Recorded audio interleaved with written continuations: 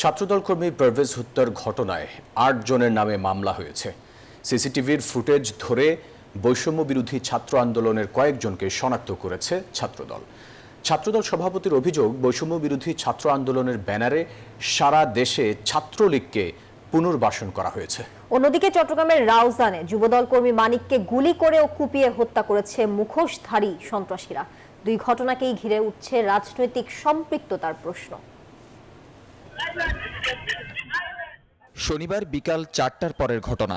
রাজধানীর বনানীতে prime Asia ইউনিভার্সিটির সামনের সিসিটিভি ফুটেজ।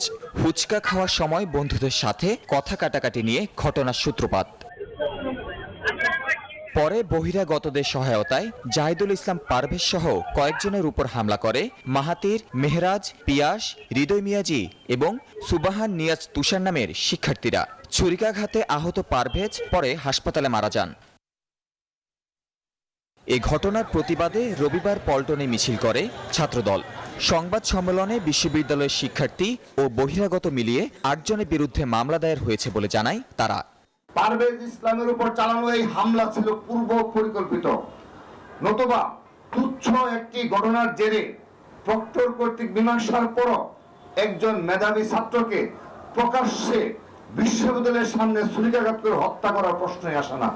এ সময় ছাত্রদল সভাপতির অভিযোগ, ছাত্রলীগের একাংশ পুনর্বাসনে নেমেছে বৈষম্য বিরোধী ছাত্র আন্দোলন।